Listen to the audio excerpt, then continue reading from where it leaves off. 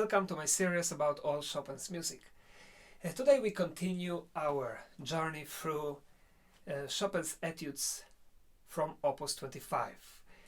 Stop number 2, Etude in F minor, Opus 25 number 2. Let's listen to the first musical period and let's answer the question: what is this exercise improving in pianist's technique?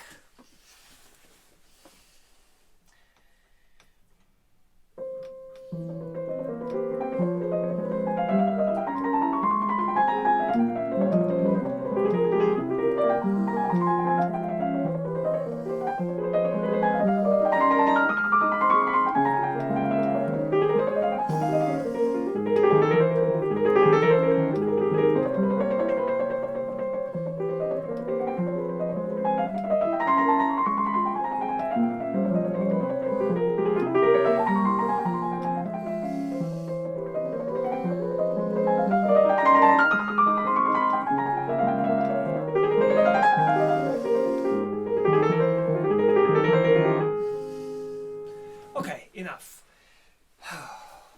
It's not easy. I know this etude is considered to be easy. I don't know if in your country as well, or I don't know if you think so as well, but in Poland, usually teachers, piano teachers, give this etude to students very early as the first Chopin's etude. Well, sometimes they also give the first one as one of these 3 additional etudes that we are going to analyze after this opus. But very often it's the first etude that a young student is playing, and I'm completely against this. I can't understand. I think it is so how to say,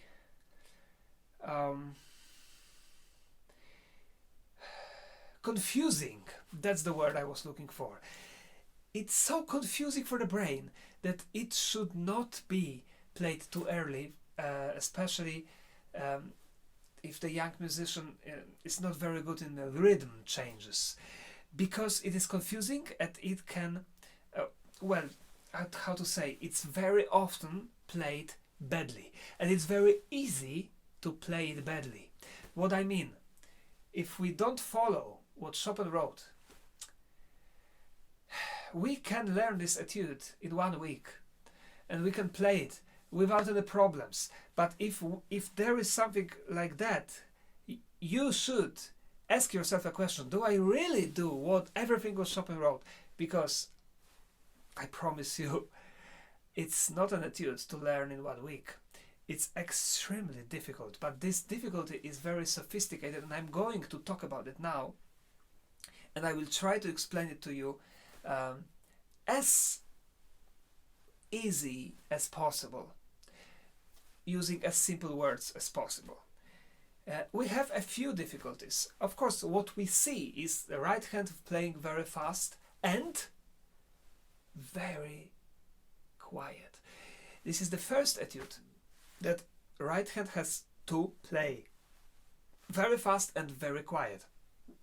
All the etudes in Opus 10, when we had very fast right hand, the right hand had to also play loud, right? Opus 10 number 1. Well, Opus 10 number 2, maybe it was soft. Well, that's true, but this is different technique. Opus 10 number 4, loud. Opus 10 number 5, both, but mostly loud. Opus 10 number 7, of course, light, but rather loud. And so on. Here we have sottovoce, leggero. We have everything, all the etude is piano. So we have to play fast and silent. This is a new technique. It's not easy to play using half, playing very on the surface and playing very fast. it has to also be very poetic. But there is the main difference, which unfortunately very often is not respected by the pianists, and even great pianists. If you open the recordings, you can, after this video, you can go through many recordings and you can check that the majority of pianists, even great pianists, forget about what Chopin wrote, about the rhythm of two hands. And this is what I now want to explain to you, so that we all know what is the problem and how to listen to this. Because the main beauty and the main difficulty lies in this very specific problem. Okay, the whole etude is on 2, so we count on 2. That's how Chopin wrote. So 1, 2, 1, 2. And then between 1 and 2 we have a space, right? So in this space we have notes. Right hand has 6 notes between 1 and 2. So 1, 2, we have 1, 2, 3, 4, 5, 6, 1, 2, 3, 4, 5, 6, 1, 2, 3, 4, 5, 6, 1, 2, 3, 4, 5, 6, 1, 2, 3, 4, 5, 6, right? Okay, that's easy. 1, 2, 3, 4, 5, 6, 1, 2, 3, 4, 5, 6, 1, 2, 3, 4, 5, 6, 1, 2, 3, 4, 5, 6, 1, 2, 3, 4, 5, 6, 1, 2, 3, 4, 5, 6, 1, 2, 3, 4, 5, 6, 1, 2, 3, 4, 5, 6, 1, 2, 3, and so on. The left hand between 1 and 2 has only 3 notes. Okay, but now if you are good at maths, you think, but okay, what's the problem? What's so strange? What's so difficult about it? Well, if the right hand has 6, the left hand has 3, that every 2 we have 1 note. So in 1 note of the left hand we have 2 notes on the right hand. Right? Right. It works. And usually students and many pianists play like this. But that's completely wrong. I tell you and I show you why. Look at the right hand here. This is the right hand. This is 1 bar. And this 1 bar we count 1 and then we have 2 here. Okay? And now look. Chopin is grouping the right hand and he does it on purpose. It's very important. It's not, not important, not important. No, it is extremely important because it's triplets here. So we have 1, 2, 3, 1, 2, 3, 1, 2, 3, 1, 2, 3. And this is the left hand. What does it mean? In a very simple words, when we have 6 notes in right hand, we can group them every 3 so that we count 1, 2, 3, 1, 2, 3. So like 1, 2, 3, 4, 5, 6, 1, 2, 3, 4, 5, 6. And as you can hear me, I'm making a micro accents on 1 and 4. 1, 2, 3, 4, 5, 6. 1, 2, 3, 4, 5, 6. 1, 2, 3, 4, 5, 6. 1, 2, 3, 4, 5, 6. 1, 2, 3, 4, 5, 6. 2, 3, 4, 5, 6. Or we can group them every 2. So 1, 2, 3, 4, 5, 6. 1, 2, 3, 4, 5, 6. And then we have accents on 1, 3, and 5. 1, 2, 3, 4, 5, 6. 1, 2, 3, 4, 5, 6. If we play like this, this etude becomes as easy as all Czerny etudes or all the other composers, you know, which are just etude for the right hand. Nothing special, nothing serious, nothing difficult. It's extremely easy, and most of the students play like this. And they are happy because they can play Chopin etude. Easy. No, but because, why it's easy? Because when we have left hand, we just count every 2 and we play like this.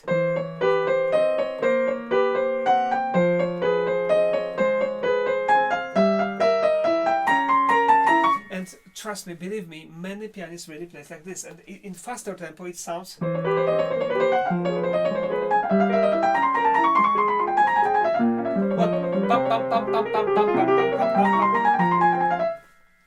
There is no no difficulty whatsoever in this. Why it's so difficult to count on 3 in the right and to group it like Chopin made? Now focus. I will explain to you. Because when we group every 3 like Chopin wants, as I told you before, we have accent on 1 and 4. So 1, 2, 3, 4, 5, 6. 1, 2, 3, 4, 5, 6. Left hand has 3 notes, which means that the second note in the left hand comes on 3, right? But we don't have accent on 3 in the right hand. So 1, 2, 3, 4, 5, 6. 1, 2, 3, 4, 5, 6. Then I will clap the left hand, okay? So 1, 2, 3, 4, 5, 6. 1, 2, 3, 4, 5, 6. 1, 2, 3, 4, 5. This is crazy. I have difficulties in this, but I practiced that before. And 1, 2, 3, 4, 5, 6. 1, 2, 3, 4, 5. So the second accent, micro accent, comes just after left hand, and this is so confusing that if I was teaching this etude and the student, just the hair of the students went up when I start to tell him no, you can't, you must not, you have to. It was like electricity. Huh? Then I was like, I don't want to play this. It was so easy, and suddenly, first lesson, I said, what are you doing? You have to, it's completely wrong, Okay, how does it sound now? Let's just listen. 1, 2, 3, 1, 2, 3, 1, 2, 3. It sounds like completely 1, 2, 3, 1, 2, 3, 1, 2, 3, 1, 2, 3, 1, 2, 3, 1, 2, 3, 1, 2, 3, 1, 2, 3. And left hand has pam, pam, pam, pam, pam, pam. If you listen to the left hand, you hear triplets. If you listen to the right hand, you must also hear triplets. If you don't, it means it's played wrongly. And it's really a huge difference because these triplets in the right hand, they give this spice, this spirit of Chopin, How does it sound once again badly?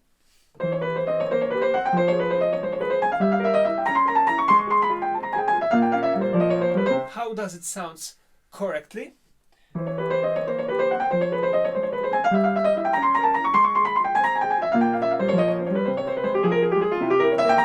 I think it's a fundamental difference, and I hope you listen, you hear it now. Okay, that's this.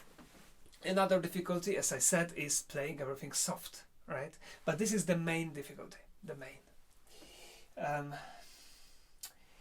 Okay, we are done, and now we can do a very short but fantastic analysis of the structure. Because this is, in this etude, we have 2 spectacular things from the structure point of view that Chopin had never used before in any of the previous etudes. Never. One of it is that every single bar is, how to say, is a piece of art. And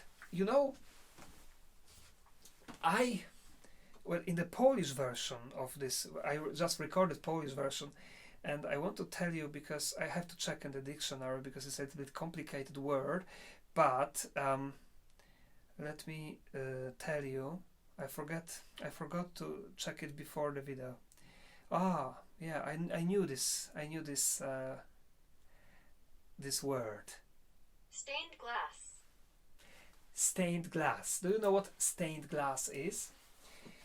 We have it in the churches. This window, which is a piece of art, because there is a window, but it's made of many small, beautiful little parts made of many colors, so that we have a big painting. And that's how this etude is constructed. This is what I love to compare this etude to stained glass in the church.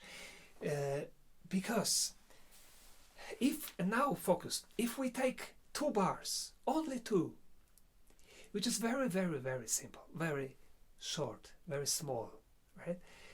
These 2 bars already are the whole musical period. We have 1 bar which is the question and another which is the answer. Absolutely amazing. It's wonderful. When I discovered that, I was like, oh God, that's genius. Just listen. First bar. Ask the question and then and the answer, the end of the first period, then and the answer. The next one. Question and answer. Next. Question. Fantastic, fantastic. But of course, in the bigger perspective, when we go back, when we step back, we see the whole window. And this is great, because now that's the real construction. Listen, the first antecedent phrase.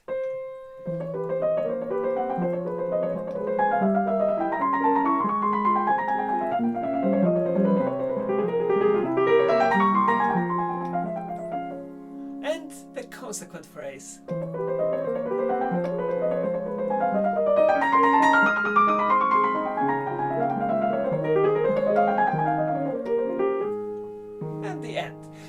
What we have after this first musical period?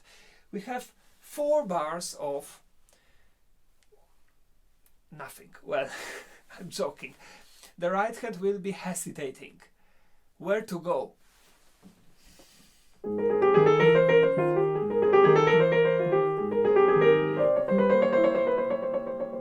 So the hesitating right hand, like a bridge. And after this, where did we go? To the beginning of the piece. So we have the first musical period repeated again.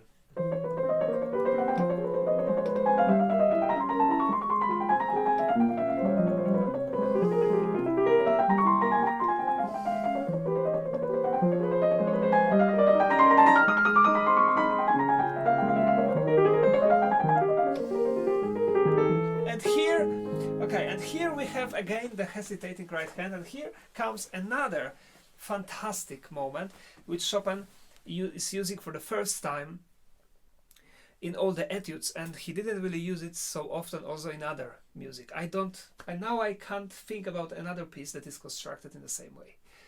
What happens now? We approach part B.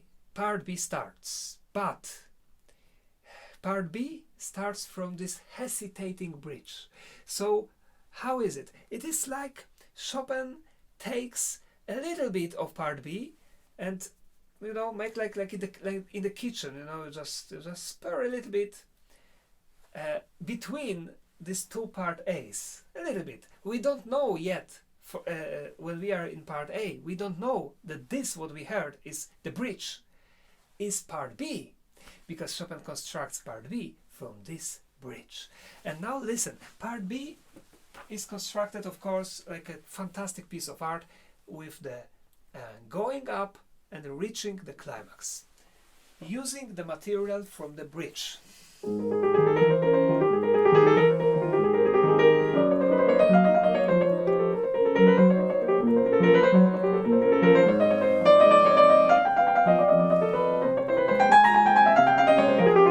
And here we reach the bridge. Sorry. Cut. Once again. Here we reach the climax. Okay, I play it for you again because it was not that good. Everything I play a little slower so that we can follow the music, because in the original tempo is very fast. So.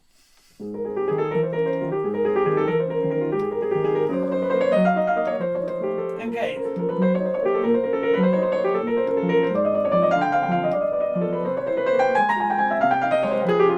This was the climax. It's actually, it says, Chopin here says forte. And suddenly piano, like an echo, you know, echo.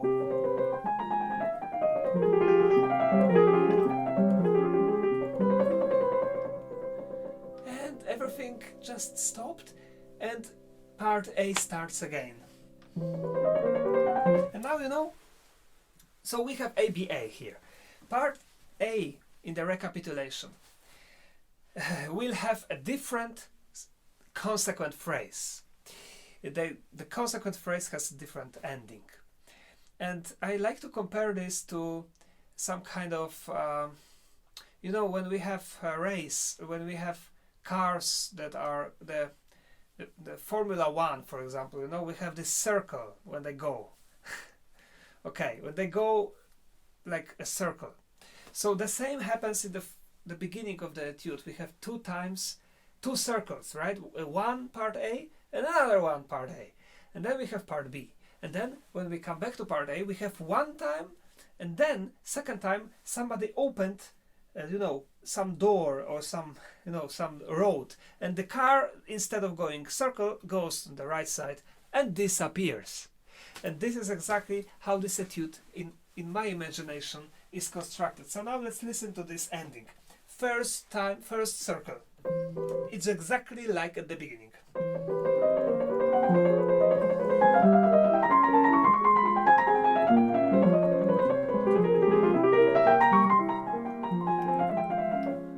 And consequent phrase, and now listen, we will have another road here.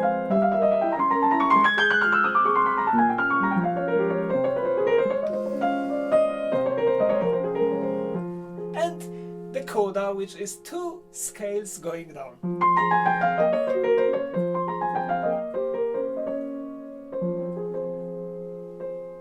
And the end. It's a fascinating, very short, very charming, beautiful etude for splitting the brain into half and thinking about the left hand and the right hand separately, and so that they are never together, really. Okay, let's listen again from the beginning.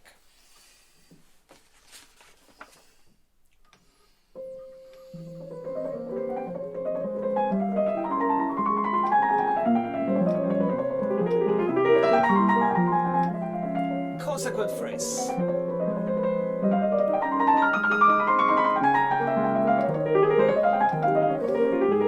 Hesitating. And again.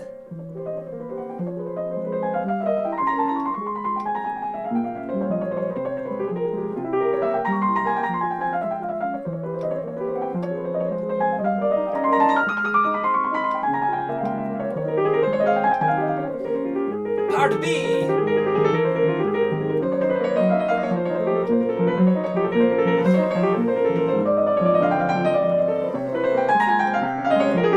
Echo.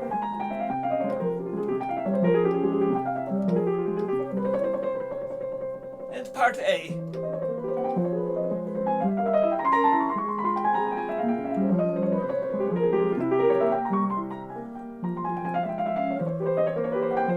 And another road.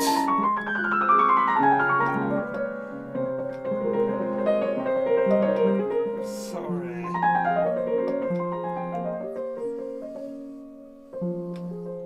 And the car disappeared. Oh yes, you know, another difficulty of this etude, which, well, I still have to improve, is that the right hand should be like a spider's net.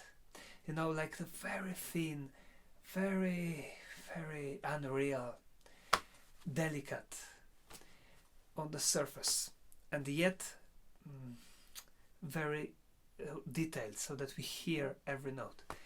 Extremely hard. So, good luck if you play this etude. If you're a pianist, good luck. Have a happy practicing. And thank you for watching, all of you, and see you again. Bye bye.